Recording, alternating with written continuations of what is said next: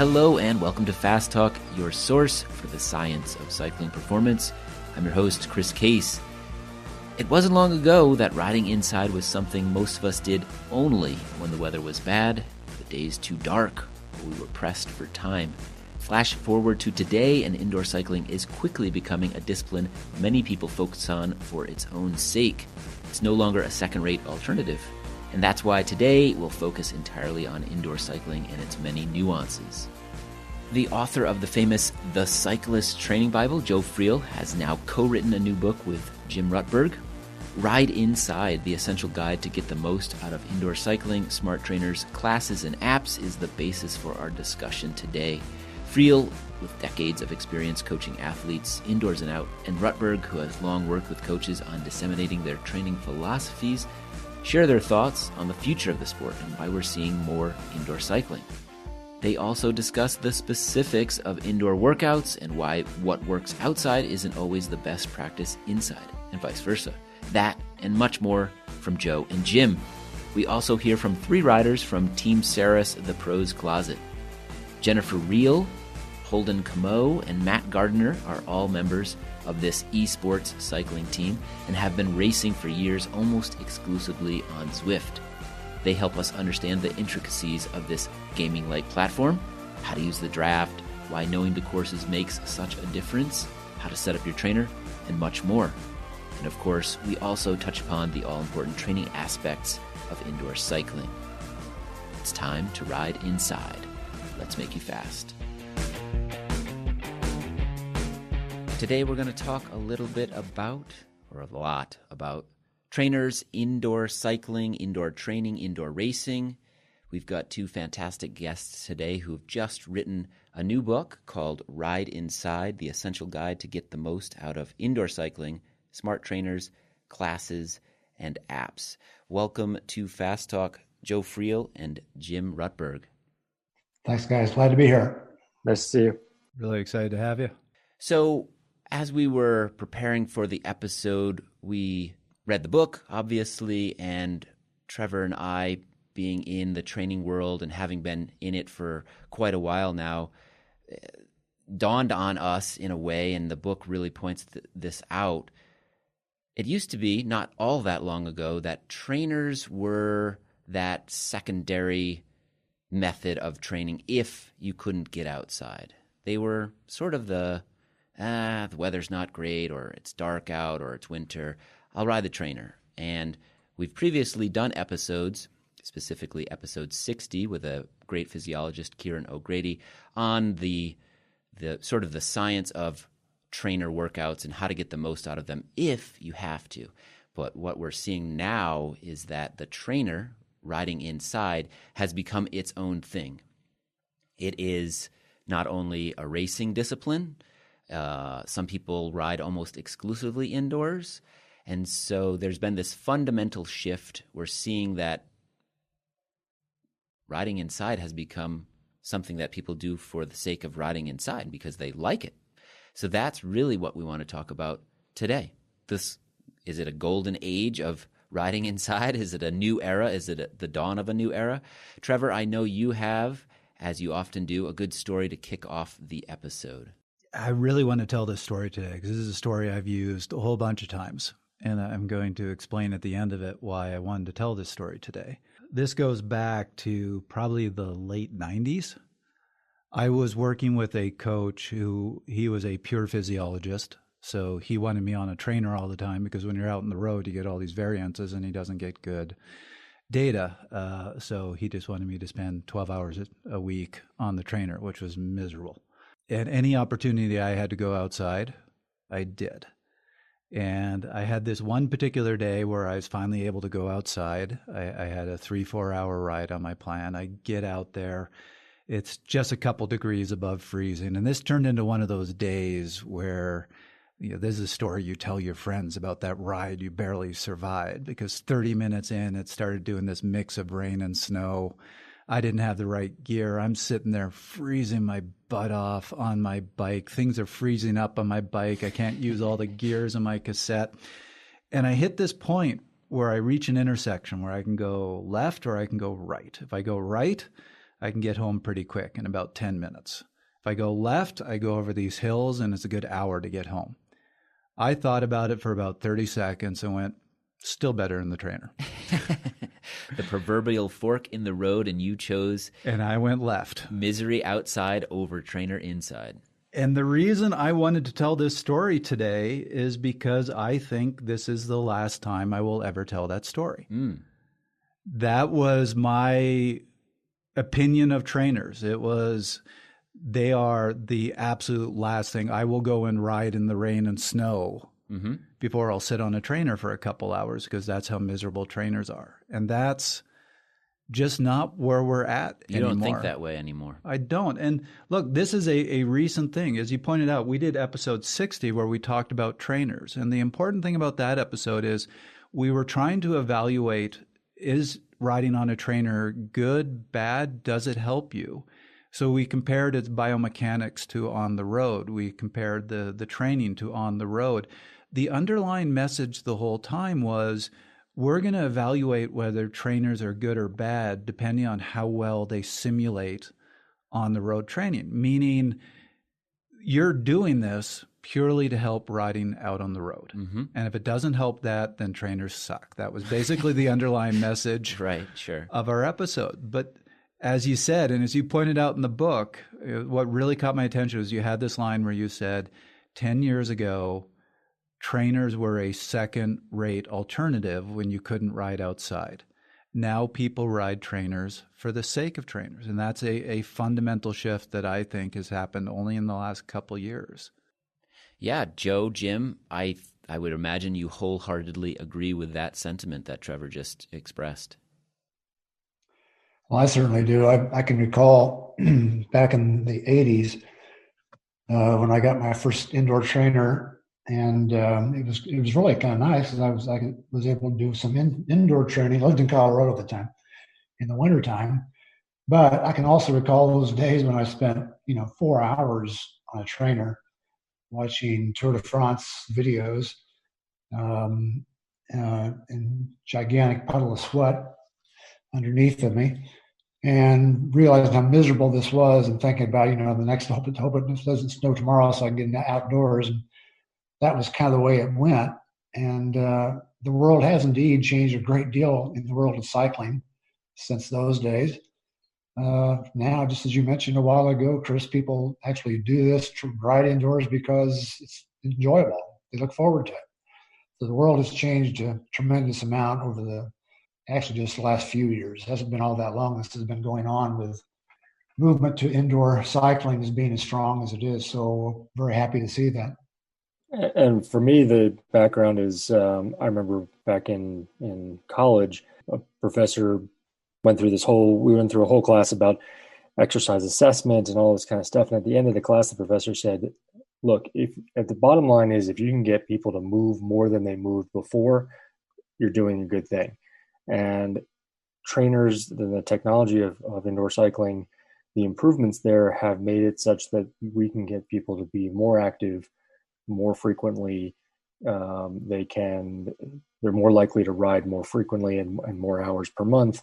And that in itself is going to end up yielding a lot of great benefits for people who, whether they want to compete, whether they just want to be more fit, whether they just want to have it as more of a lifestyle habit. Anything we can do to lower the barriers to getting people active and keeping them active is going to be a good thing. So I guess let's start. I'm just going to ask the question. So we've all recognized there has been this shift. There has been this change. What's brought it about? First, it started just because there's more technology. There's better equipment to ride on. That started many years ago with the improvement of over the old trainers. The first time that I actually saw improvement was back in the early 80s. I got a CompuTrainer, and that made a dramatic change in riding indoors. It wasn't nearly what we have today, but it was a significant change. But now we've got, the stuff we have anymore is really amazing. What we can do with the equipment and the apps to ride indoors is really what's changed it. But the thing that's really given it the big boost has been the pandemic. The COVID-19 thing has is really what got people to start riding indoors and finding out they actually do enjoy it. That it was the only way to get a workout in there for a while. People pretty much sheltering indoors for weeks and months at a time. I disagree a little bit with Joe in terms of that COVID was the major catalyst in the popularity of indoor cycling entirely. I think there was, if you back up a few years prior to that, the emergence of the apps and the smart trainers and internet connectivity, broadband, et cetera, when you combine the three of those together, plus all of the work that had been done with training with power and the ubiquity of training with power, all of the work that Joe and others did for the past 20 years in terms of getting people to understand what training with power was and to focus on numbers and have some literacy with that. You combine all of that together, and people were given the tools to be able to make indoor training more either interactive with other people, but even just engaging from themselves. You don't need to necessarily be connected to other individuals outside your own home for indoor training to still be much more engaging than it was 10 years ago. Whether you're using just the computer on your own handlebars, whether you're using an app that is downloading training content but not communicating with other individuals, there's so many different ways now to do this that people were given just many more options than watching Tour de France videos the way we always used to. Now that we've touched on this growing new form of competition, virtual racing, let's hear from some riders who actually race on Zwift professionally. They are all members of the Ceres The Pros Closet team, a team that does all their racing virtually. Here are Holden Camo, Jennifer Reel, and Matt Gardner. Do you all just race on the Zwift platform, or are there other platforms that you race on? Tell me a little bit more about this world, because I will be quite honest. Trevor does plenty of Zwifting. I do very little of it. In fact, I've probably done a total of an hour on Zwift in my life. So, yeah, I think first and foremost, we are all really passionate cycling esports racers, and right now that's really our focus. And I think most of that world's focus is sort of directed at Zwift as a gaming platform. There certainly are other alternative options for racing cycling esports, but Zwift is by far the most established and developed. So we really focus most of our time on Zwift. And I think that we always sort of joke and go back and forth about whether or not we actually want to call ourselves professionals.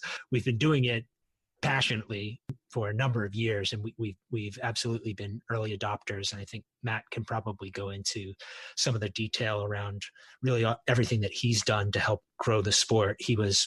He's been really influential in helping to establish some of the underlying framework around how racing works and how transparency works. He's an event organizer on Zwift as well. So I don't know if we're exactly consider ourselves to be professionals. We all have day jobs, where I'm an ex-professional athlete. I'd been a professional triathlete for a number of years, but I thought I left that all behind me. My athletic career, when I sort of stopped racing triathlon and started a business, had a couple kids, and really found Zwift because I was interested in staying fit and because I've been a lifelong athlete, and it's really easy to get quickly addicted to the racing, in particular cycling esports racing. It's just so much fun, and I one day found myself with really phenomenal fitness, maybe better fitness than I've ever had in my life, which sort of snuck up on me. It really was something that was unexpected, and we formed our team about a year and a half ago. I won those Zwift national championships last year, and since then we've been sort of off to the races. We've got great support from our two sponsors, Saris and the Pros Closet. And things have been moving really quickly. We're proud to be sort of at the forefront of the entire cycling esports movement, I guess. So we have two rosters. We have the women's roster and the men's roster. And for our men's team, we currently have 13 riders. And then Jen, if you want to speak a little bit about the women's team, how many you guys have? Sure. For the women, we currently have 10, but we have hopefully soon to have a couple more. It would be awesome to just add like tons of riders and have a really strong crew around the clock. Like, since this is a global game, there's literally racing all the time. But something that we've really tried to hone in on is like a tight knit team dynamic where we're all like actually talking regularly and know each other all personally. So we have like a really strong bond as a team, which helps us a lot in races. It's nice to have a manageable number of racers. We've got 13 and really strong racers who are all really tight knit. We all consider ourselves to be pretty close friends with one another, even though we've never really met one another in person, but we spend so much time together. So that's sort of the priority that we've had in building and growing the team. But at the same time, we've also really been deliberate and strategic about filling certain roles on the team. We have climbers, we have TT specialists, we have sprinters, we've got all-arounders. We are thinking in those terms as well. And when we think about building our team, and that really factors into how we approach our racing as well. Up until very recently, sitting on a trainer inside was really just that second-rate alternative to what you would think of as real training. That mindset has changed. Where do you think this is going? I wanted to speak briefly about the women and the indoors versus the outdoors. On the women's team, we have some women that really only race indoors, and then we have some that do outdoors and indoors. And I think Zwift is just such a blessing for women, especially, to get into racing at a very high level that they just otherwise wouldn't have access to. I mean, I have one woman who's a former professional triathlete who's now a mom, and she rides only indoors because that's what works for her life. And I have a couple women one woman who's never raced a bike outdoors in her life, and she's one of the top racers on Zwift. And then I have many who also do outdoor racing. But what Zwift provides for women is an option to, race some of the best athletes in the world from your living room. And that's just something that's totally new and totally amazing. And it's really such a great opportunity. I mean, I live on the Big Island of Hawaii. I mostly only race Zwift, and I personally have skipped outdoor races for Zwift races because there's not a lot of racing on Big Island for bikes, mostly triathlon. There's only 2 bike races a year. And so Zwift, when I found Zwift a few years ago, I was all into Zwift racing from the get-go, just because of the opportunities it provided. And I've seen, especially over the past year, the level of competition has just gone up and up and up. And I think that we're still in the early phases of what esports is becoming. And I think we're going to see more and more pro teams having like maybe an esports kind of squad, and more pro esports only teams. And I think a lot of women are going to look at this and say, wow, they're having parity for women and men in esports. They're having equal prize payouts, equal courses, equal coverage for women. I can do this from home. This is great. This is the future for me. Also from the pros closet, but not on the Zwift team, is our friend Bruce Lynn. You may recall from our last episode, Bruce had the goal of setting a new PR on Strava. As a new dad and holding a full-time job, we were really interested in hearing his thoughts on the way he uses indoor riding. Bruce, do you train indoors? And if you do, what do you like about it? What are your favorite tools? What's your setup like? So I actually do ride a lot indoors. I didn't used to, but ever since starting my family, it's been kind of a necessity. And my setup's gotten progressively better. I use one of the Ceres H3 direct drive trainers. I actually just got one of the Ceres Infinity platforms. It's still in the box. I actually haven't opened it. I'm hoping to get a lot of use out of it this winter. And unfortunately, I'm the type of rider who, during the winter, I'm actually a lot fitter than I am during the summer, because I end up doing these structured plans on the trainer, and I'm able to do them in the evening when the kids sleep, and I get a lot fitter. And then during the summer, when the days get longer and it's hot and I don't want to be inside, I actually lose a lot of that fitness. So I actually rely on indoor training a lot, and I love it. I'm hoping having one of these platforms is going to make it so that I can do it even more. And hoping this winter is going to be my best winter ever. So I'm looking at page 73 of your book. This is the other big line that I really liked, where you say, adding an interactive component to riding inside has been the real game changer. Community, social connections, competition, and a sense of belonging are all part of the appeal of participating in sports. This is, as you said, is kind of implying the interactivity with other people, but I personally would take interactivity further. It's not sitting there staring at a tiny little TV monitor. It's when you're on the trainer, you're interacting with something. Like I'm on Zwift. I'm also on Be Cool. I love going for rides on Be Cool, where you can watch the videos and just ride by yourself, but go to other places in the world and see what it's like.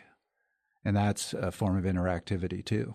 So there's clearly some positives here, and we've touched upon them in other episodes. There's a lot of opportunities to race. That could be seen as a positive and potentially a negative if you race every hour, every day. You could do it. You could overdo it. There's that social aspect that helps people get onto and get more active more often, as Jim mentioned. What are, some of the side effects, I guess, of this? Well, you touched on one of them already. A person could race every day if they wanted to, and that's not conducive to good training. I'm afraid a lot of people believe it is good training. High intensity with great frequency is actually counterproductive.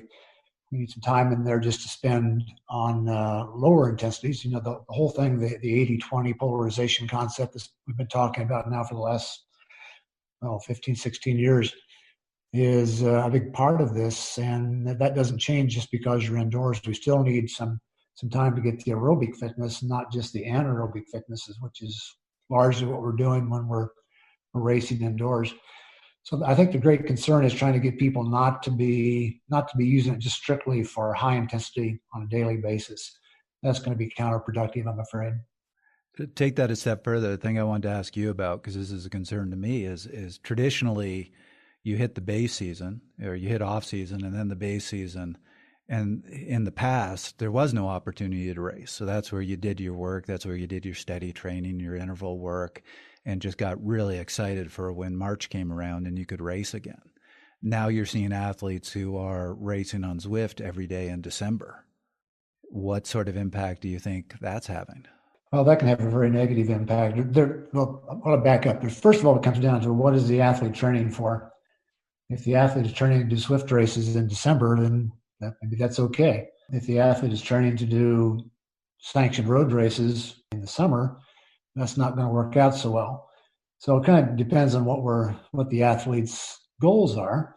But for the most part, I'm still talking to people who are concerned about training for events that take place in warmer weather, and they're still using their trainer, though unfortunately in a way which causes them to be going high intensity frequently, and that's the downside of it. The thing is, riding indoors has really got some great potential, but we have to learn how to use it. It's like any other tool that a coach or an athlete may have. It's not the sort of thing that you just continually use and that you use that to the exclusion of all other types of training.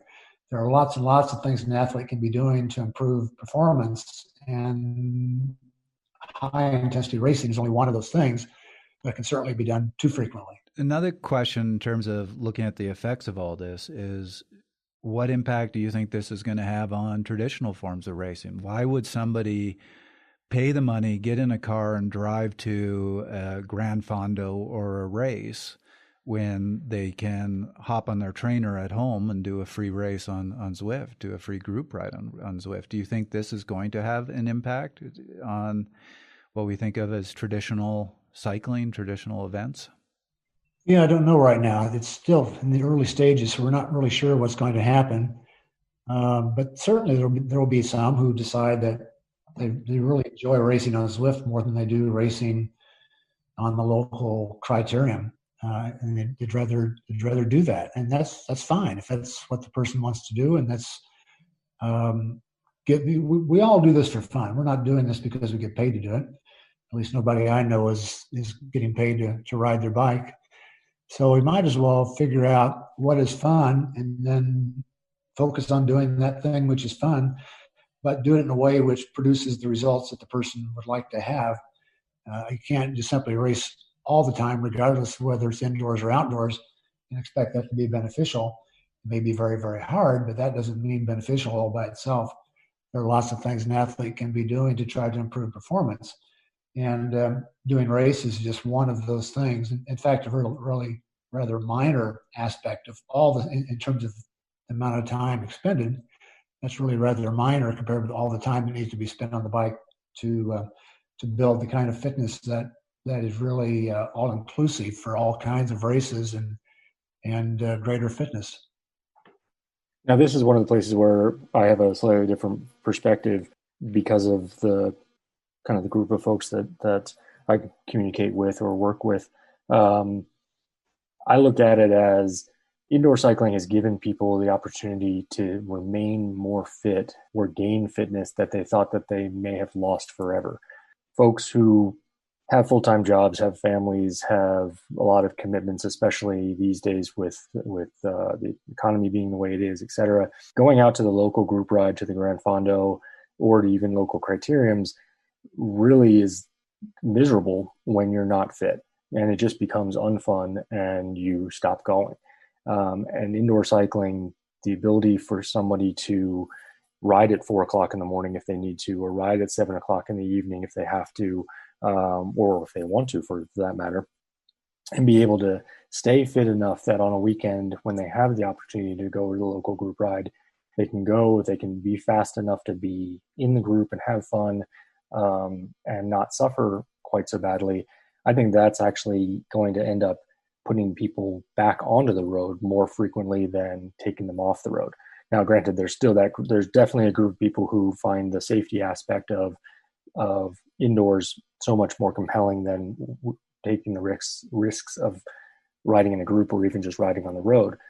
But from a fitness standpoint, giving people the ability to go and have fun again on the road because they have the fitness again to do it has been, I think we're seeing in the Grand Fondo world especially, people are going to those rides because they can go out and have fun again. One question, and this maybe jumps a little bit ahead in the conversation, but it's on my mind. I'll ask it of all three of you, and that is, are some people just built more for indoor cycling than they are for the outside racing world? As an example, somebody whose cornering ability isn't that great but has a huge engine, they can do really well on Zwift because there is no technical aspect like that. So some people might just be attracted to indoor cycling because they do better.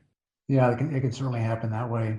There are lots of people I know who would like to race, but quite honestly, they don't like being in packs of riders going fast. They find it very frightening. And for that person, this gives them the opportunity to do that type of race without having to worry about crashing.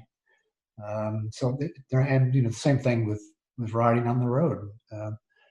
Riding on the road in some places especially can be very dangerous. This gives the athlete an opportunity to ride as they want to, when they want to, and take away some of the danger and risk of doing it. So I think it's got lots of potential for athletes to do things they really enjoy doing and yet taking away some of the downsides at the same time. I think you'll see the same thing in professional racing. I mean, they've started to do some esport racing, and Zwift obviously has gotten very, very involved in it. I think you're going to see that some of the riders who are wonderful racers on the road may not be the best racers as an esport cyclist, and vice versa. There may be some cyclists who win tremendous events in e-cycling and get shelled out the back of the group in an actual classic, because the mentality and the skill and the risk taking, the risk tolerance, etc., that go into riding Paris-Roubaix is very different than being able to crank out the wattage that you need to, and the tactics that are involved in esports.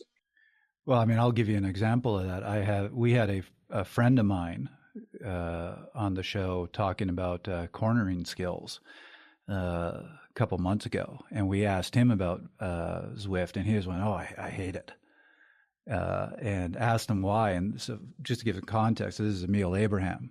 He's podiumed at the Pan Am Games. He was one of the best crit riders in the country when he was in his prime, and he said, "I hate Zwift because I can't last more than 5 minutes in a race." He has a tool set that applies to the road, and he can't take advantage of some of those tools at all when he's sitting on a trainer. Right. Yeah. Well, as you guys were talking about before, the opposite, or the flip side, is going to happen as well. And we talked about this a little bit in the book in terms of people can generate enormous fitness indoors, and then they go outdoors and mix in with a group of people who are very skilled and very accomplished on the road.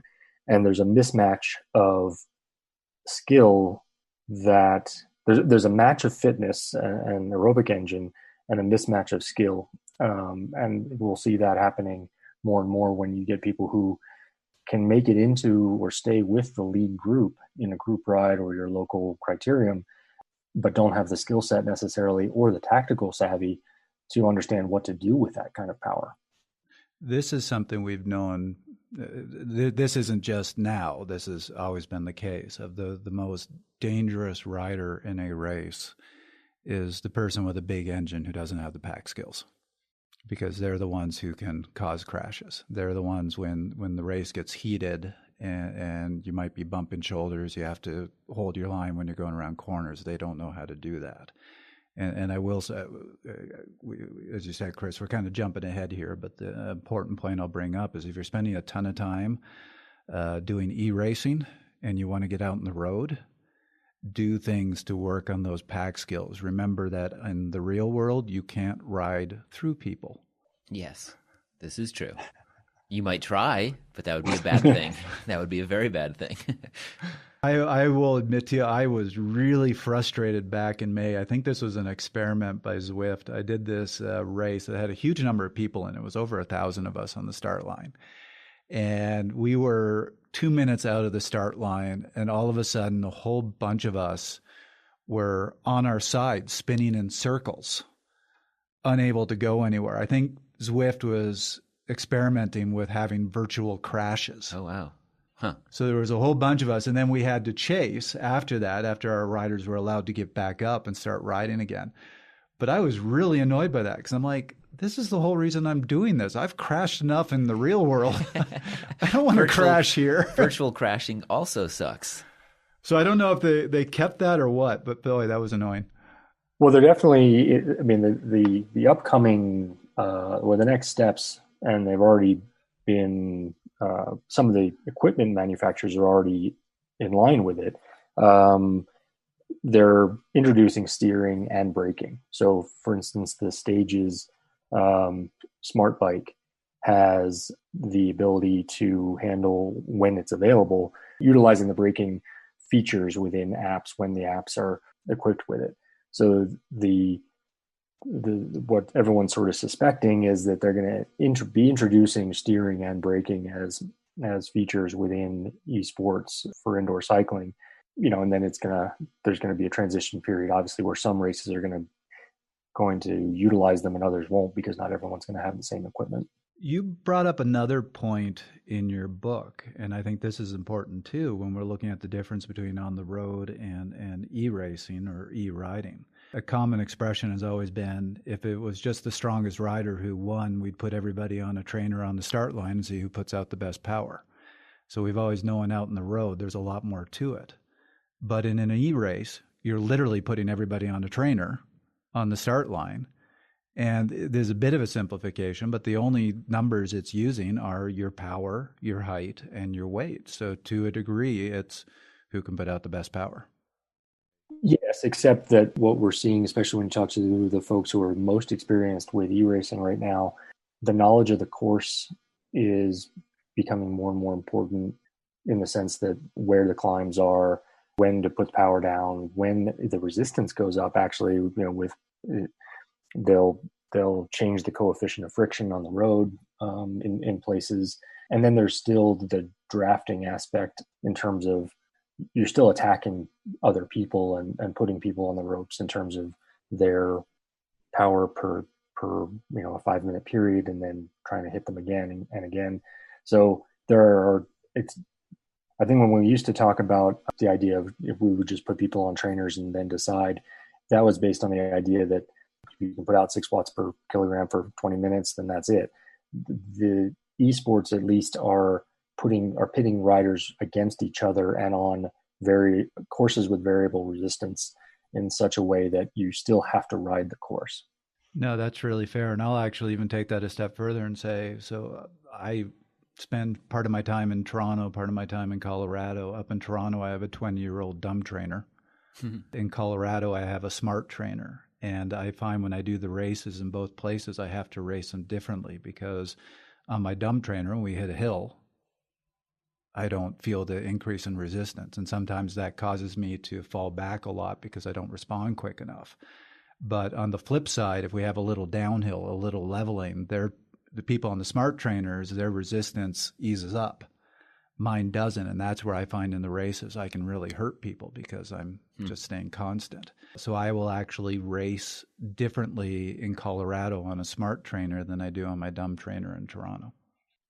And that's one of the things within Zwift specifically, that if people reduce the trainer realism setting, which is, they refer to it as trainer difficulty, it'll allow the rider, on the descents, the smart trainer won't ease up quite as much. So the differential between what the rider feels going uphill and downhill levels out so that they can maintain power. Because if it's the other way around and you increase the realism effect on Zwift, the resistance goes to virtually nothing on downhills, and you couldn't possibly generate enough power to keep up.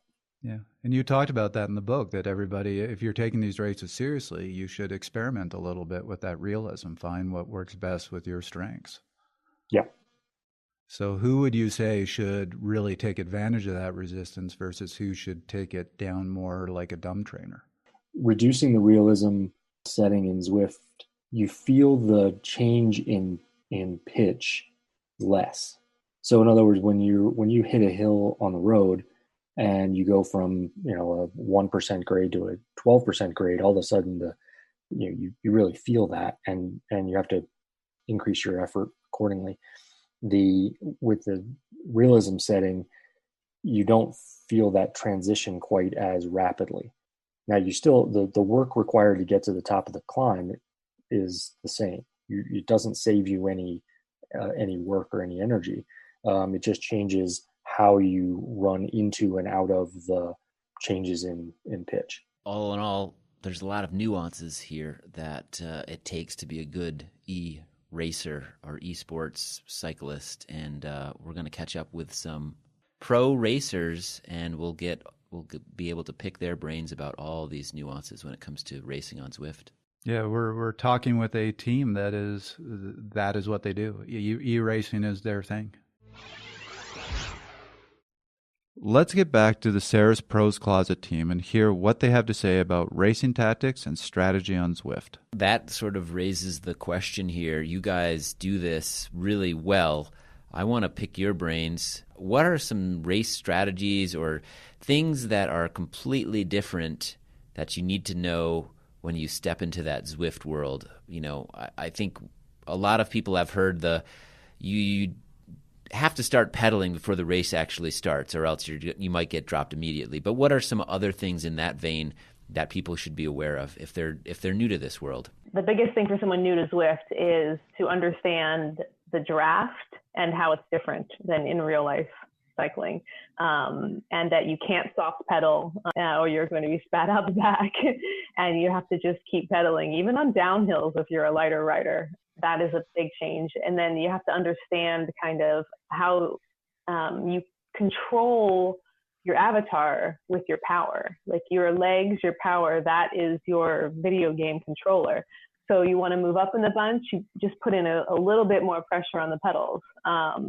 And you think of your legs like a video game controller. Let's dive a little deeper into that aerodynamics, because that's one of the big things I've noticed, or the drafting. Obviously, it would be too complicated for them to program in actual aerodynamic effects. So they're trying to simulate it.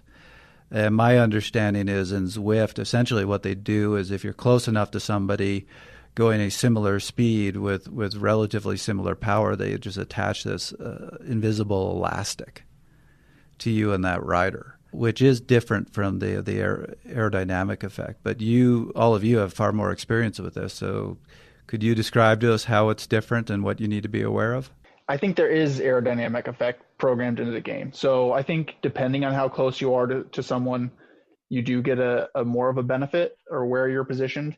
Like something that our men's team we're really good at is the team time trial format of racing, which a lot of teams, they think the fastest way is just to have everyone be going as hard as they can. Well, the way that we've always done team time trials is we ride with like a meter between each rider, and we do like a perfect pace line. And there is a noticeable difference in draft if you're a meter behind someone, or 2 meters, or 3 meters. And then at 4 meters, I think that's like the least amount of draft. Difference from outside is it's just not as good of a draft as outside, hands down. If you were to sit behind someone outside, you can do significantly less than the person ahead of you. I think in Zwift, maybe like a 1 watt per kilo benefit sitting behind someone is pretty typical, maybe 1.5. One other thing about the draft is that it seems like there's a bit of a range of a power output you can put out and still stay in the draft. And if you play around with this in a group ride, you can see, oh, okay, I can put out, 20 more watts, but it doesn't change anything. So what you want to do is you want to find the least amount of power you can put out and still remain in the draft. What about other types of things like changes in terrain? How does that impact the way you ride? You have to, obviously, if you're out on the road, you see the climb coming and you up your power so that you don't get bogged down at the bottom of the climb if it's a short and steep type thing. You must keep your eye on the terrain. You must know these courses really well. How do you anticipate some of these terrain changes, and what's the riding style like for that? That was going to be the tip that I was going to give, was that you really need to know the courses before you try to race them, because basically, like Holden said, these are interval, like it's basically like an interval workout. So when you get to a hill, you're going to have to put out a certain effort. So that's something that we, just by loving the game and playing it a lot, we know the courses pretty well. So I know if I'm going on Watopia Flat, the Essies or whatever is a rolling section of course, and I know I have to like surge my power as I'm leading into each little gradient to maintain speed. So that's just huge to know what's coming on the road ahead. And you really don't know unless you've ridden the road before. The game will tell you the gradient in the top corner of your screen, but it doesn't tell you upcoming gradient necessarily. So you could be caught out by, maybe if you went too hard and then you get hit with a climb right after, well, you might be out the back after that. Knowing the terrain, that would be related to the tip I would give. I think when people first start racing, very cognizant of how much power they're putting out, and they're watching that big power output number on the top top left-hand corner of the screen, and they're thinking about, that effort that they're doing and maybe trying to conserve power in different places relative to the terrain. Once you really understand where those gradients are and you've ridden around the courses enough, you start to think less about that power number and more about speed and your momentum. And you can really develop a sense of flow almost in the game. And you can read the dynamics of the pack itself and how the pack might be accelerating and stringing out or condensing and grouping up. And you can also start to predict when those sorts of behaviors are going to happen in the race, relative to those gradient inclines at different moments. So there's those sort of consistent behaviors that after a while you'll pick up on, and they happen frequently around the various courses in similar ways. One thing is a lot of new Zwifters might not be using a smart trainer. They might be using a wheel-on trainer that doesn't automatically adjust resistance. So if you're riding a non-smart trainer, you have to think, okay, there's a gradient upcoming. I need to put out more power because everybody on a smart trainer, the gradient, it's going to get harder for them and they're automatically going to put out more power. But on a non-smart trainer, you really have to be very conscious of that. And I started Zwift racing on an old yellow Le Mans spin bike with power tap pedals. And so every time there was a hill, I would have to crank that knob for the resistance. So that's something that people have to pay attention to. So that was actually going to be my question, because I have both. I have a smart trainer now, and I have a really old dumb trainer, and I race on Zwift on both. Mm-hmm. And I was going to ask if actually any of you do that, because from my experience, I actually race better on the dumb trainer. I haven't raced since I got a smart trainer about 1.5 years ago. I've never gone back. I just like it better. It's definitely very different, and it takes a big adjustment to getting used to the two ways. I think it'd be hard to go back and forth between one or the other. I like to race with the trainer difficulty on like a very low setting. So in Zwift, you can control how much your smart trainer feels the gradient. And for a long time, I raced at 50%, which is actually a requirement now for the Pro-Am leagues that we race in.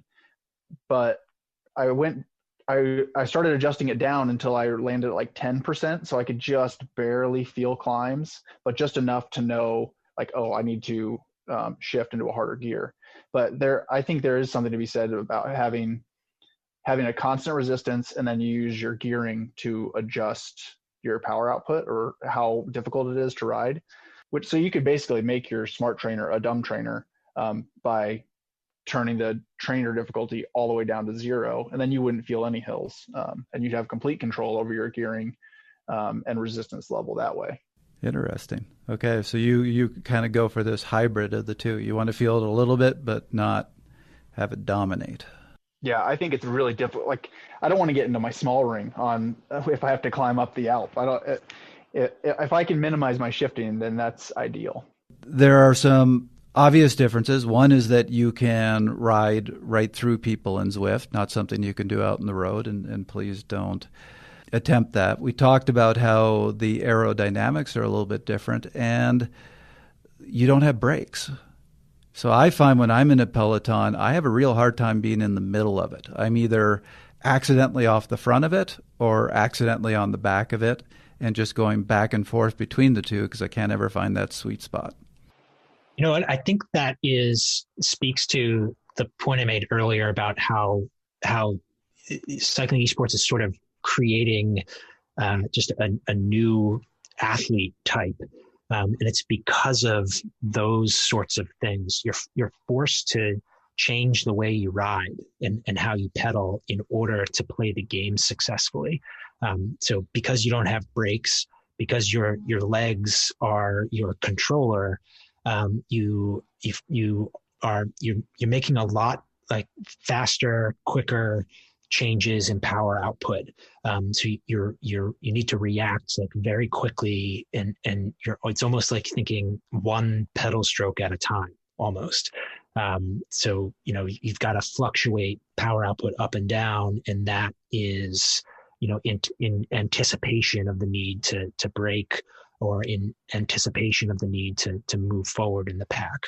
And that, that forces you, I think, to pedal a little bit differently. And in turn, that changes, the physiological demand that's being put on the riders, changing how your fitness is being built.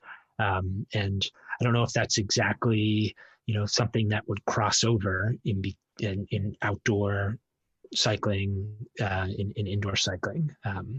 There hasn't, been enough time to study those differences, but it's definitely something I notice that's how you do it. You're trying to be as adaptable as quickly as possible with your power output when you're pedaling. The one thing I did notice that you just touched on is that idea of anticipation. I find to be able to ride effectively in a group in Zwift, you have to anticipate a lot more. Absolutely. You start to learn, the more you do it, you learn what those signals are, so to speak. You pick up on the little cues that tell you that something's going to happen and that you're going to need to respond a certain way. You'll notice that there's a lot of those different cues that are happening. You've got a rider list on the right-hand side of the screen, and that tells you in real time, everyone's watts per kilo. And if you see someone who's spiking up their power, then you have to be ready to respond in some way to that. You've got the gradient that's in effect, and that you're thinking about. You've got the actual speed and your pace that you're moving, the size of the pack as well, to consider, how much draft you might be getting, your position in the pack. I'm always thinking about, I spend most of my time thinking about whether or not there's someone behind me. Because I know if there's someone behind me, then I know that I've got, at least one more person that can come around me and I can attach to their wheel and they can ride me forward. But there's a lot of those things that you're sort of considering, and again, anticipating different scenarios. I have learned to stare at that little thing over on the right showing your position relative to people. And it's the same thing when I'm the last rider in a group and you can see the next rider behind you is a minute back. It's a scary place to be. It's not unlike a race out on the road. Well, yeah, but I mean, when you're tail gunning in a race out on the road, there's a lot of times where you're safe. In a Zwift race, never. Not my experience. You guys might be able to do it better than me, but tail gunning is the scariest thing in the world in a Zwift race. Yeah, it makes me uncomfortable to be at the back of a pack. Like I spend most of the time at the front or trying to get off the front of the peloton. So when I get too far back, I feel like I'm going to miss something if it goes off the front. It also can be very dangerous to be on the back of the pack as soon as the pack hits a climb, because all it takes is one gap somewhere with a rider in front of you. And if it's a big enough pack, a gap can form and you don't even realize it. And all of a sudden, there's a front group and you're in the back group, and you can't even see that on your screen necessarily. There is, with this sort of racing, always the issue of people not putting their real weight in. It's a real easy way to cheat. How do they handle that, particularly at the sort of invitational races that your squad is doing? Since Zwift facilitates those, they use the Zwift Accuracy and Data Analysis, ZADA, which is a team of coaches and data scientists. So before the race, within 24 hours, you have to weigh yourself and send a video into ZADA, and you have to do height measurement at the beginning of an event. For the pro level racing or the elite level racing for Zwift, it is really well policed, I would say, because you could dehydrate yourself, but you have 24 hours before the start of the race at the maximum. So if someone were to try and dangerously get to a weight that's unbelievable for them, they're not going to race very well. So yeah. So I would say for the elite level, it is pretty good. But yeah, it is something you have to take with a grain of salt when you're doing the community races that are just open to anyone.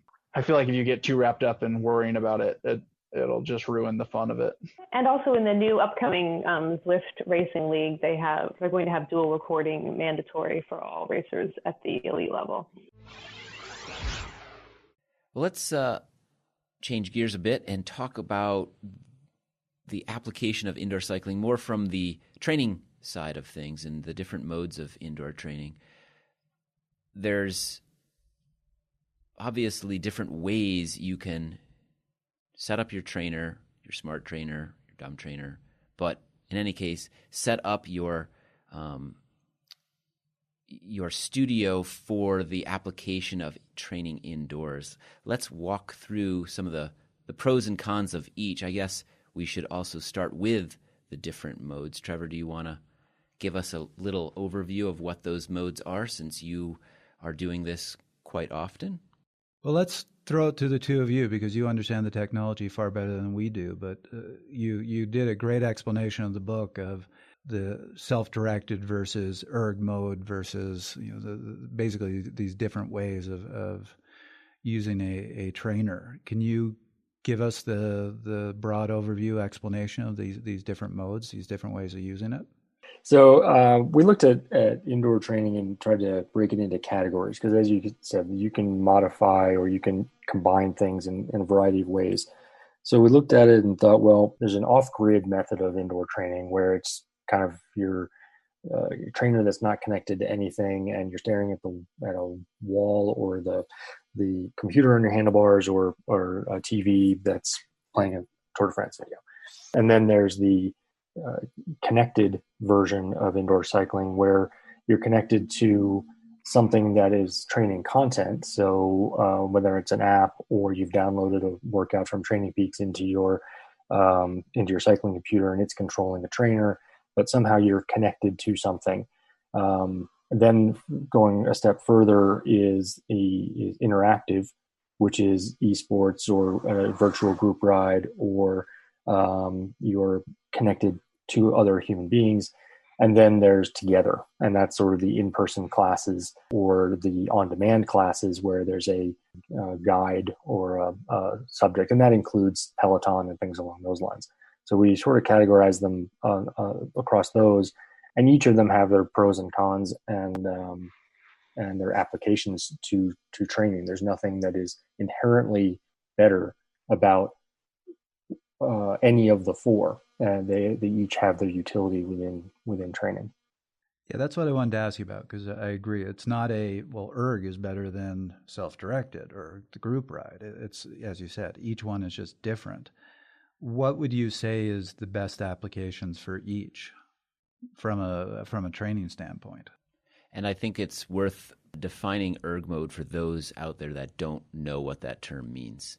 So erg mode within the smart bikes or smart trainers is going to be where an application or an external source is controlling the resistance on the trainer. So if I or Joe gives you a workout that says you're going to do 400 watts for 5 minutes times 6 intervals, the trainer will put you at 400 watts and keep you there for the duration of that interval. Yeah, let's get back to the pros and cons of each of these 4 different modes. The off-grid, for instance, for some people it's a necessity. So that's what they have. Either you don't have internet connection where you have your trainer, you don't have the trainer that is, a $1,200 or $700 trainer. It's what you have. And one of the things that I thought was important within the book and within this context is not to tell people that if that's what you have, that it's somehow inadequate. It's perfectly fine to do that. Not only that, but in cases where there are riders who are easily distracted, who need to work on the ability to focus, on the ability to be self-motivated, turning off all of those other things can be crucial, because when it does come to whether it's if you're doing an outdoor race or you're just training for an Ironman or something of that nature, when it comes down to it, you're going to have to produce the power on your own when it comes down to it. So the ability to train off grid and do that for yourself is important. If you rely too heavily on the social aspect of interactive training or the control aspect of ergometer training, when you have to put the power down on your own, you may not have the willpower to do so. I personally have used erg mode for a long time, especially in the winter when motivation is low. And I get on the trainer, just having the trainer say, okay, you're going to be not at 400 watts, but 300, 320. And you don't have a choice here. Really beneficial. As you said, you have to learn how to produce that power yourself. And I always, as I got late in the base season, this is what I do with my athletes. I then say, okay, now let's transition outside and figure out how to do that same power. But I have to admit, and you hinted at this, I find another advantage of erg mode is this fact that we're all kind of like dogs that see a squirrel. You get on Zwift, you might have a workout, but then somebody passes you, and look, I've done this 100 times. You have to chase them. And when you're in erg mode and somebody goes by you, you don't have a choice. You can't chase them because the trainer's going to control your wattage. And I think Joe can certainly speak to the fact that the quality of a training session, from a coaching standpoint, if we want somebody to produce a certain number of kilojoules or a certain time at intensity, erg mode is a godsend. I mean, you give an athlete the training file, they put it into the system, off they go, and there is no shortcut. There is no athlete who slacks off in the last 30 seconds of the interval or skips the last one, or all of those kinds of problems that coaches have run into over time. You give somebody this file, and the power file you get back at the end looks exactly the way it's supposed to. Yeah, the benefits of the erg mode can be rather great, actually, in terms of that sort of thing that Jim was talking about. Just making sure the athlete is doing the workout as specified. The downside is if the athlete's not ready for that workout yet, and that's something the athlete and the coach need to be talking about, is when is a good time to decide not to do the workout as it was designed. And there could be lots of reasons for that, fatigue being the most common reason. So there's lots of things, lots of potential for the athlete, but the coach and the athlete still need to talk about how do we go about using these tools to produce the best, not only the best workouts, but ultimately the best fitness for that given rider. So, Joe, one question that I would have for you is well, how should people, for instance, with ergometer mode, correlate? Because ergometer mode only controls power. So, what do they need to be doing with correlating RPE and heart rate in order to see whether or not that workout is the way it should be?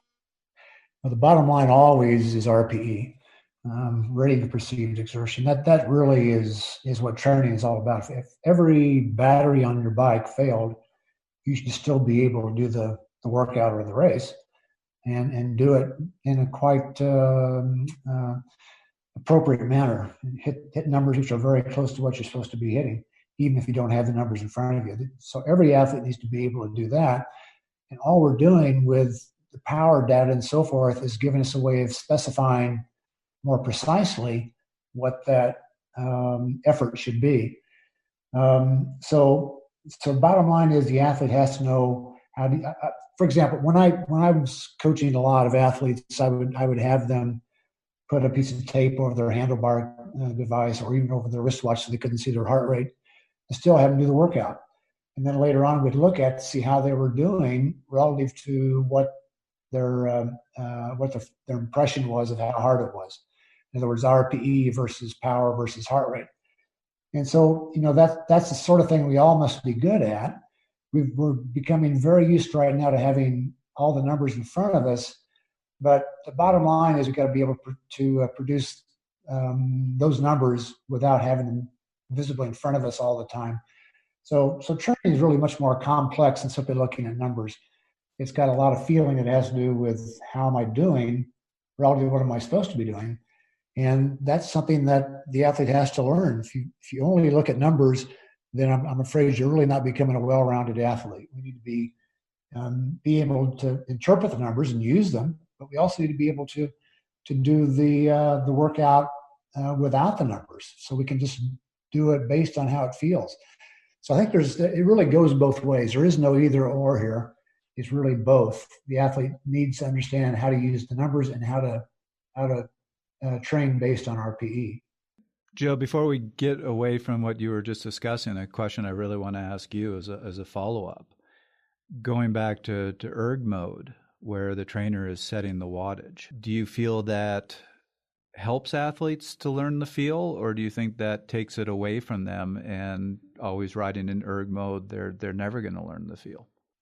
No, I think it works both ways. The athlete needs to be able to know what's going on as far as production. What wattage are they producing?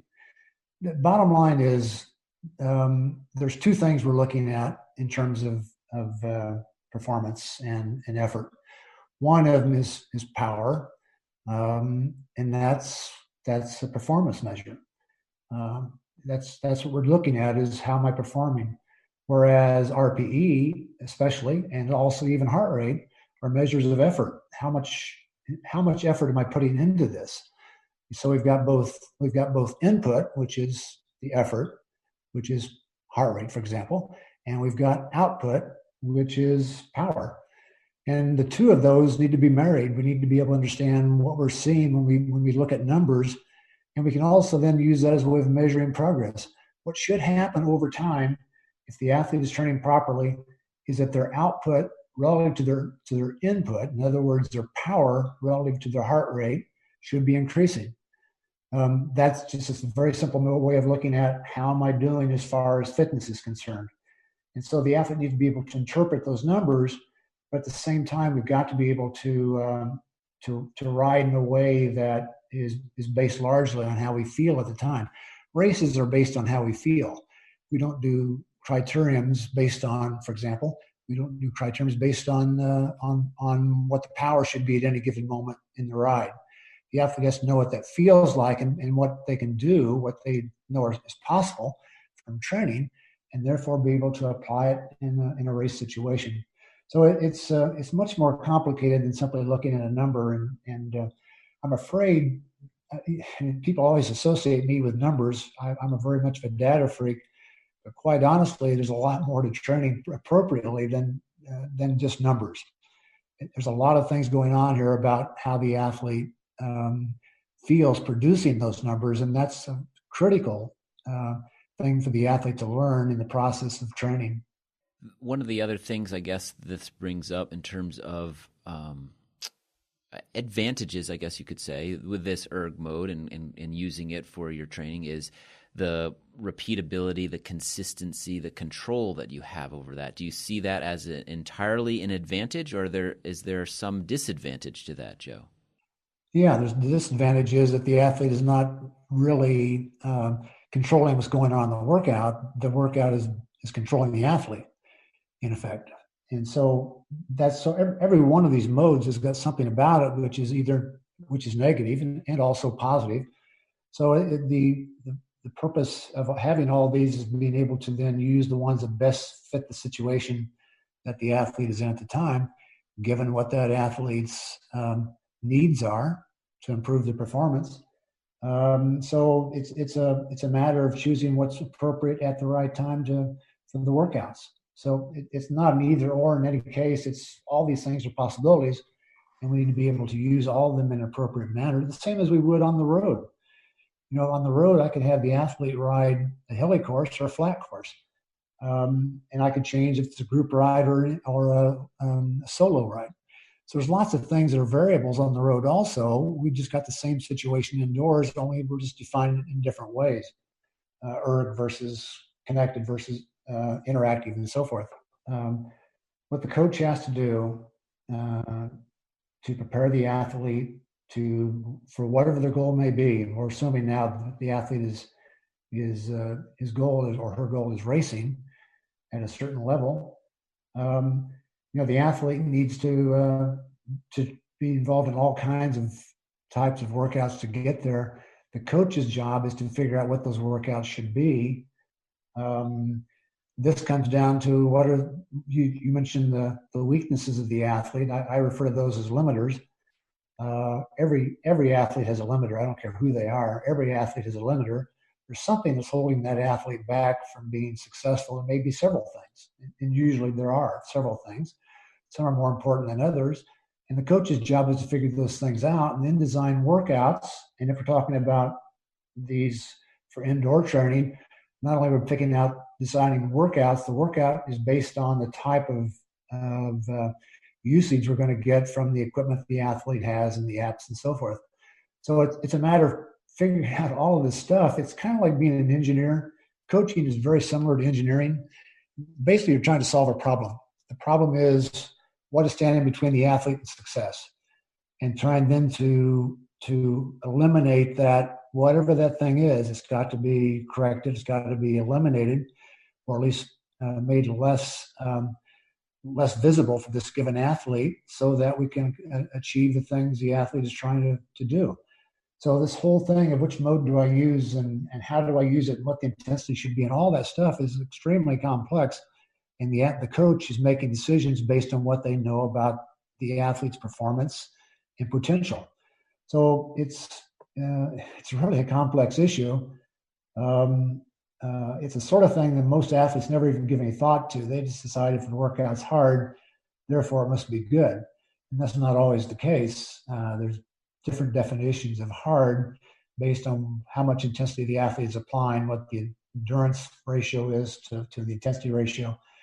So it's a really compound issue we're talking about here for trying to get the training right for the athlete. There's no one mode we're going to choose that's going to be right for every athlete in every situation. Now, one of the things we do talk about in the book, though, is matching some of the modes to the different types of workouts. For instance, the sprint type workouts, where you're trying to get to an unpredictable but highest possible peak power or peak effort within that interval. Erg mode isn't going to necessarily be helpful on that, but a level mode where you're saying, well, the resistance level of the trainer is X and it's operating more like a fluid trainer, then that mode is going to be helpful with those kinds of efforts, say the VO2 max efforts, where you need to go as hard as you can for 1 minute or 2 minutes or 3 minutes at a time. And we don't know what that max is going to be. Or it's a 15-second effort and we don't know what that max is going to be. So we don't know you wouldn't know where to set an ergometer. The ergometer mode for a type of workout where you're going to do FTP training, where you want to stay at a specific power output for 10, 12, 20 minutes, that can be good. A good use of ergometer mode.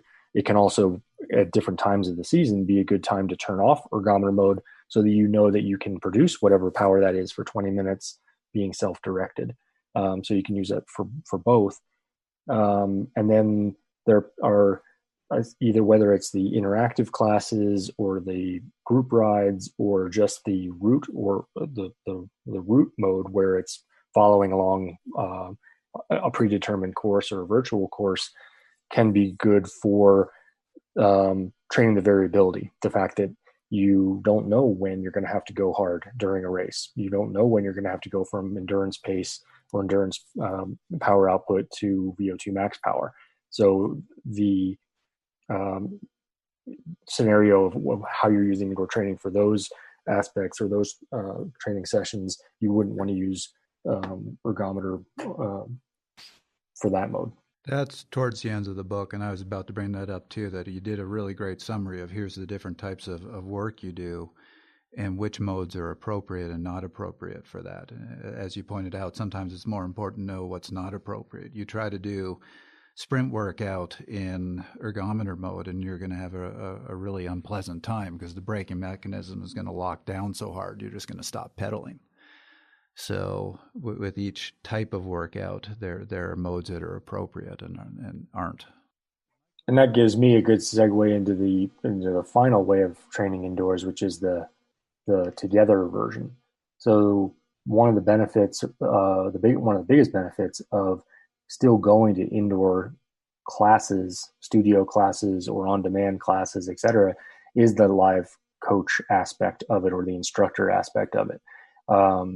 Because you can get people who need or benefit from some of that advice, whether it's encouragement from the coach or tips on whether they need to change their cadence, whether they need to do things differently while they're riding. So the final way of training indoors shouldn't be discounted, in the sense that it's not just what you can do by yourself, but there are benefits to those studio classes. Let's get back to the Sarah's Pros Closet team, Holden, Jen, and Matt, to talk about how they train in order to deal with a race calendar that involves racing several times every week. The racing on Zwift is different from normal racing, where you might have one or two A races. You might not do that much racing through the year, where on Zwift you can be competing, literally you could be competing every day if you wanted to. I would be shocked if any of you are actually doing that. But how does this impact training?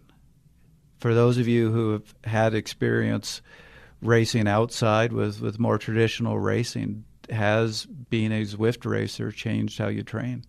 Definitely dramatically different approach to being a cycling esports racer.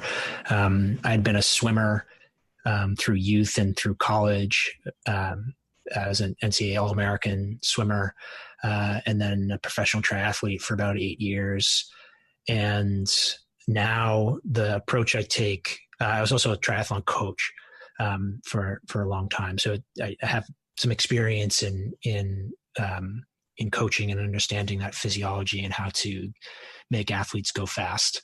And the approach I've taken with Zwift has been really interesting. I don't consider anything that I am doing from a training perspective anymore. I don't ever train. So it is only racing and I would say 95, that's true 95% of the time. On occasion, I'll do a easy recovery ride. Very rarely will I do any type of like interval training.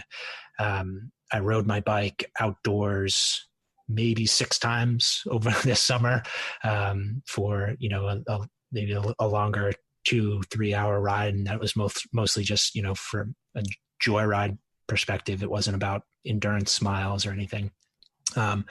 It's mostly just high intensity, hour-long training or racing sessions almost every day.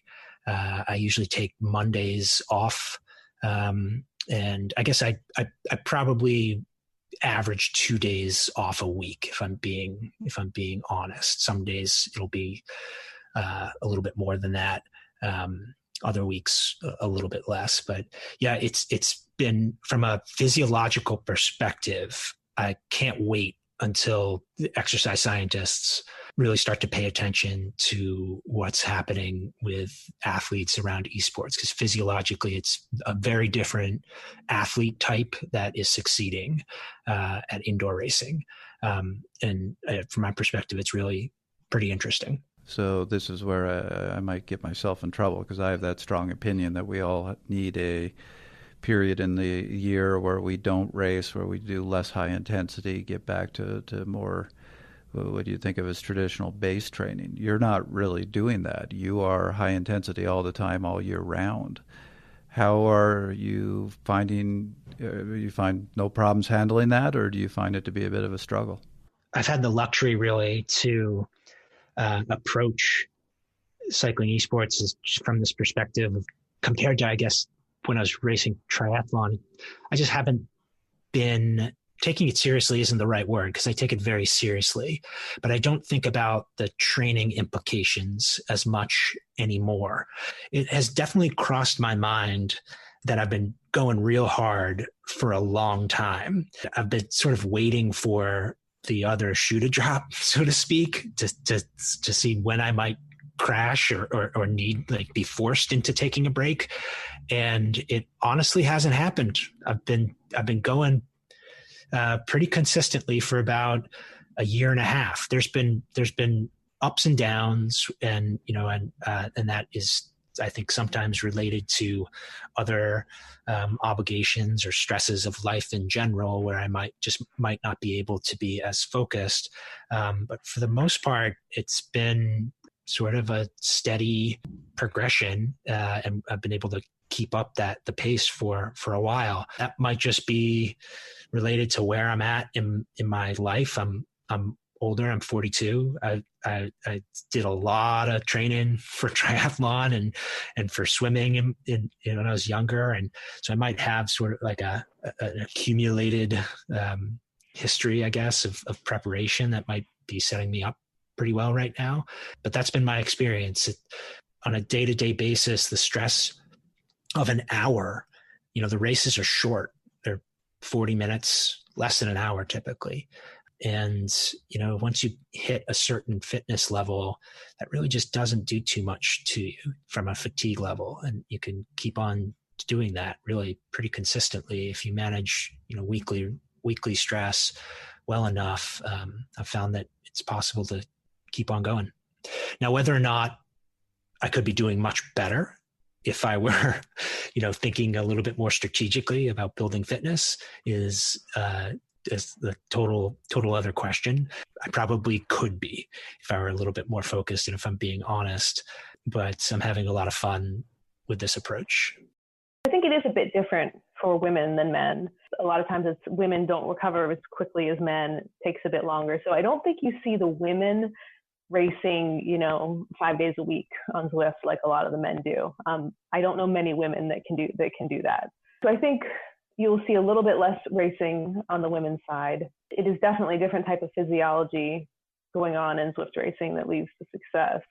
As Holden stated, they're 1 hour races. I mean, you don't need the fitness for a 6 hour road race. And I also think it's something almost more akin to running, in that in the Zwift race, at least the women's races, the competitive ones, you're never soft pedaling ever. I mean, you're pretty much pedaling hard the whole time, and then sometimes you're going even harder.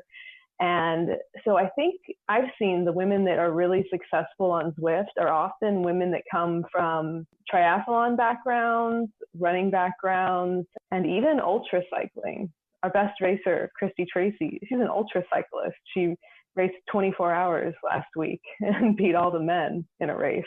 And she's crushing it on Zwift as well. And most people would think, how can you be an ultra cyclist and be a Zwift racer at the same time? It doesn't seem to jive.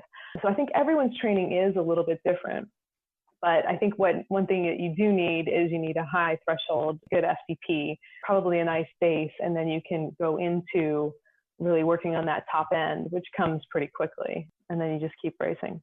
I just want to add to what you just said, Jen, that I think one of the biggest things that actually is outside of what you're capable of physically is the mental aspect of Zwift racing, because so much of a race is internal motivation on Zwift because you can't see your competition to know how much they're suffering. So you're really just in your own head, man, this really hurts. Let's say you're on a really hard climb and you have to just really be internally motivated. And someone for Christy Tracy, she did the 24-hour time trial last week. She is so mentally tough that I think that plays a huge role in success on Zwift is what you're able to convince yourself to do in your living room or your basement at 5 a.m. when it's so easy just to get off. I think that's why a lot of people find Zwift racing so difficult when they start, or just riding the trainer, is because it kind of sucks mentally until the switch is flipped and the gamification really comes into play. What would you like Zwift to have in it that it doesn't currently have in it to improve the racing experience, to make it either more interesting, more fair? What do you say? I'd like to see a little bit of improvement in the draft. I know they're probably constantly always tinkering with it, but one thing that you do see now is that the more riders there are in a pack, the faster the pack goes. So sometimes that can get a bit out of control. I'd like to see some more new power-ups, because I think the power-ups are super fun. I know a lot of people say, oh, the power-ups, it's not fair or whatnot, but I think that's part of the game and I embrace it. So I love that they're coming out with new power-ups all the time. I've heard about this anvil, but I haven't seen it yet. I got to ask you guys, what, yay or nay, bring in all of the Mario Kart items, red shells, blue shells, green shells, oil slicks. I would absolutely have that in the community races. It would suck to be in a pro-am race where it really matters for us and to get hit by a red shell. But wouldn't that be so much fun to have an actual Mario Kart race where you have all those items and could just take one another out? I might actually get on Zwift if that were an option, Trevor. Zwift, we hope you're listening. So, Matt, to get back to our serious question about improvements you'd like to see. I was serious about that. The improvement I would like to see is actually in the industry and not necessarily straight on Zwift.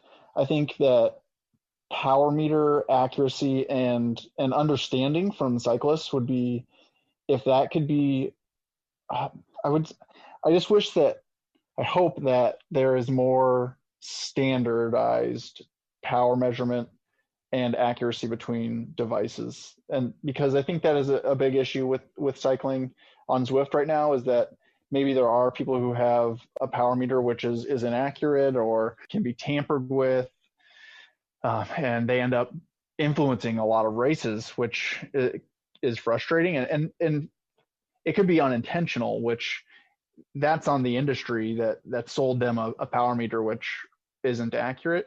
And I think that will make the game much better when you can buy into the results of races more regularly. It'll just make the community better if the industry as a whole has a more standardized product as far as power measurement. That's a big ask. So that maybe is more years down the road.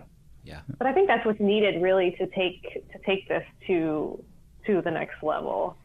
Because you can go ride two different power meters and you can get 10 watts difference easily. And I mean, for maybe a lighter rider who weighs 50 kilos, that 10 watts makes a huge difference in the race.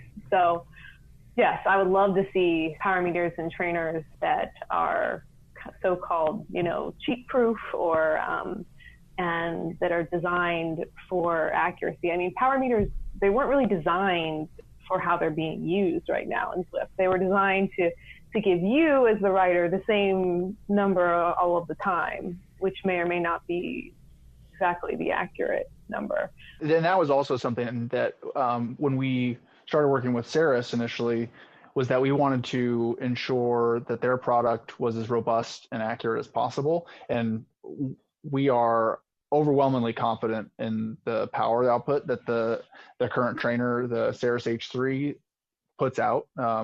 We did right away. Our team has every brand of power meter you could think, and we did a ton of testing on the trainer, comparing for race efforts and training rides to ensure that the power curve for the trainer was accurate with all of our power meters. And I think smart trainers are getting there, that the industry from that side is going to be really robust in 2021, and power meters on bikes that they're not designed to be raced on like that. I think you made a great point that the companies that are making the trainers are realizing what these trainers are being used for and adapting. Do you guys consider yourself gamers, athletes, or both? I would say both. I was a very heavy gamer in my youth and played a lot of Halo 3, and I think once I got on Zwift, that was reignited initially, and I saw myself as like a gamer playing Zwift, because at the time I was training for triathlon and not really racing. But now that where the sport has gone and where obviously on an esports team, I definitely see myself as an athlete gamer now. Well, Joe, Jim, we like to close out every episode with a take-home message. The most important salient point that you'd like to make from this discussion today. We'll give you 60 seconds. That's our normal allotment. Joe, let's start with you. What would you say is the most most important take home from this discussion we've had today? The bottom line is that the athlete has to figure out what is best for them. We're not all the same. We're unique in so many different ways. Every athlete needs to decide, what is best for me. I would suggest that indoor cycling provides a lot of opportunities for every cyclist, regardless of your goals. There are lots of opportunities here that to take advantage of what's available to us now indoors to make our outdoor cycling better, to race better, perform better, so forth. So there are great tools available to all the athletes now because of stuff we're doing with equipment and apps, and the athlete needs to decide which of these things do I want to try next. And it's just a nice playground we have available now to all of us. Jim, what about you? I think, when I look back on my career, et cetera, my goal has always been, how do we get people to be more active and healthier and to love what they're doing? And then when it came to writing a book about indoor cycling, I think it comes down to one line at the end of the equipment chapter of the best indoor cycling options for you are those that increase the number of days you ride or increase the total amount of time you spend riding. So with all of the things that we've talked about and with all of the equipment and variations that are available, there isn't anything that is inherently better or worse than the other, but helping people to find whatever it is that's going to make them ride more frequently, ride more often, get more fit, improve their health, reduce their stress level, et cetera. That's what we need to do. And riding inside can play a significant role in that, and play a more significant role than it has been able to in the past. Trevor? These apps, the technology has somehow leapfrogged from just trying to make indoor training when you need to do it a little more tolerable to now actually being a really enjoyable experience. And indoor cycling is becoming, in ways, a sport in and of itself. Where that is going to take us in 5 years, that was one of the things we had in our agenda here to discuss, but we all just kind of said, don't know. Personally, if you'd asked me 5 years ago if we were going to be where we're at now, I would have gone, no, you're crazy. So I'm excited to see where this is going to go. I think my message to people is, if you enjoy this, as Jim said, and this gets you on the bike, do it. It is different from what it used to be. The only warning I just want to give is, if you are like many of us and you ride outside and you want to ride in groups, don't forget that skills element. Don't forget that this is still different from riding in a group outside, and you need to practice those skills. Chris? You know me, I don't ride inside ever. So well, we make you sometimes when we can. I have partaken in a Zwift race or ride. I'm not sure exactly what it was. It felt like a race. That's what I've heard Zwift is like. It's a race. But yeah, I mean, I go back to Jim's point. Do what you love to do. Have it be an enjoyable experience. Make sure it increases the amount of time you spend on a bike. I just happen to do that always outside, and if I can't ride my bike, I do something else. So great discussion. I am not the person really to best close out the episode, but there we have it.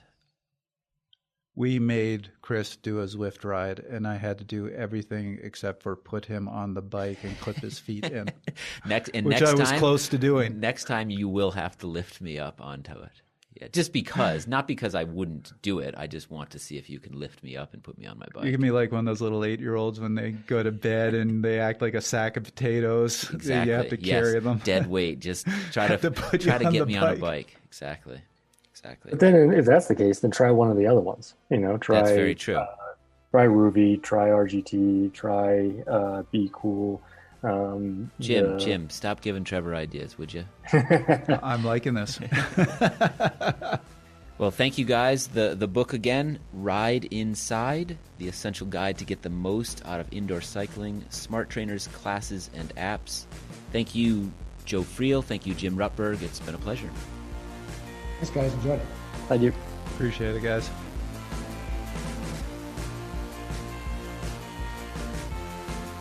That was another episode of Fast Talk.